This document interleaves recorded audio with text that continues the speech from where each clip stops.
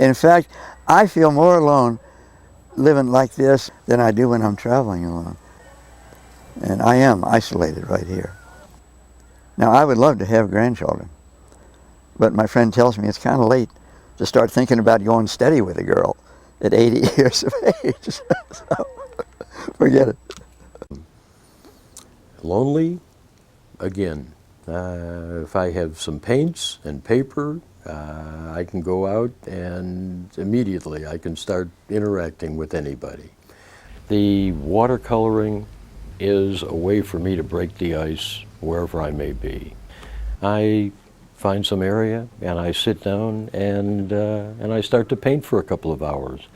I meet the kids in the neighborhood, I meet their parents, I'm able to communicate on whatever level. On occasion, I produce something that I'm able to sell, give away, whatever. There is plenty of social intercourse. What with the gringos here, we have our TGIF on Fridays. I'm just walking between here and the bank, which is only a couple of minutes away, more often than not. It's going to take you an hour to get to the bank and back because you're bumping into friends. And the next thing you know, you're sitting on the sidewalk and you're chatting about whatever. Snowing in the galley, it's snowing in Chihuahua, and they say rain coming here this way. More rain? Yeah. Well, then we'll all hide out at your house. God. Why does one move to Mexico? You move to Mexico to do that which you always wanted to do, whatever it may be. If you want to be a hermit, God bless you, you can be a hermit. You want to reinvent yourself as a watercolorist, then you're a watercolorist.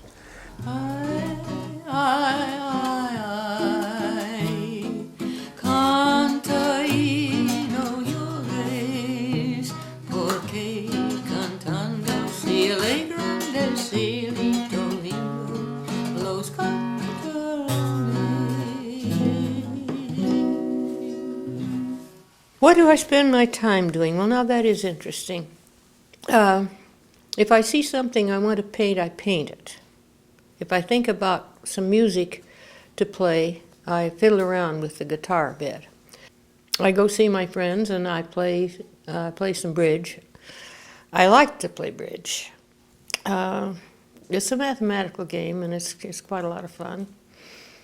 Most of the people that live in houses down here spend a lot of time manicuring their houses. They don't build anything much out of wood here because, as I said, the termites down here carry chainsaws. They don't just chew. And some of the adobe walls have to be repaired, so we spend quite a little time fiddling around with the houses. Leila is also a writer and has actually published a book about the houses of Alamos. She's also an active member of the local history club. The History Club meets on a weekly basis and is a good example of the kind of social gathering that the local Americans depend on. Because most of the Americans are still struggling with the Spanish language and to some degree with the Mexican culture, they tend to socialize within their own groups. This is true any place in the world. The older you get, the more difficult it is for you to pick up another language. So you make friends and you entertain each other. It's a lot of home entertainment among the Americans. Go to party after party after party. Never see a Mexican face. It's odd. Go to Mexican parties and you're like the house gringo. On my particular street, I'm the only gringo on my street. And I'm learning Spanish, but poco a poco, slowly but surely. I try to communicate with my neighbors. We just had Christmas, New Year's. I give out gifts to the kids. I give out watercolors to my neighbors around here. I have had dates with Mexicana women. Not too successfully, mind you, because my Spanish is terrible.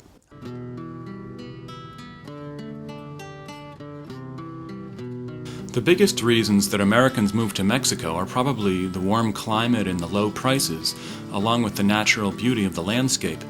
Alamos is located in the foothills of the Sierra Madre, so almost anywhere you turn here, there's a nice view of the mountains. But there's also an attraction to the Mexican culture that seems to have a strong pull on the Americans who come here.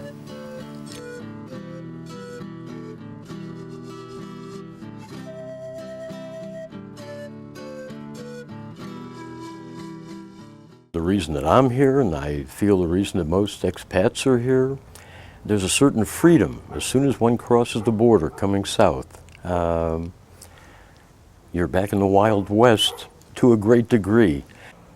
I don't feel the rush I feel in the States, the pressure I feel in the States, the people scurrying here and there.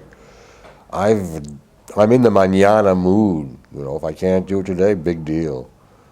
I'm not going to get upset. I'm not going to get uptight. It'll be taken care of eventually. I don't care when. It's slower, so you can really enjoy your life here. It's not all about making money and getting ahead. They're very happy and pleasant, and so many of them have nothing, you know, and so there's a lot to learn from them in that regard. Okay, one of the things that interested me a lot about Alamos that I found really interesting is that there are a lot of strong women here. A lot of the businesses are owned and run by women. The mayor, our new mayor, is a woman. My manager is a woman. It's a strong masculine culture, but it's a wonderful place for women to live. There's a lot of little old ladies walking around in the middle of the night by themselves, totally safe. So it works. They take care of us as though we were mentally deficient children. It's amazing. You can travel anywhere in Mexico, particularly if you happen to have white hair, because they are very kind to their elders. We live together like well, let's see, a dolphin or a whale might have a bird that sits on its back, or a little animal that picks off the things that grow there. The people work together.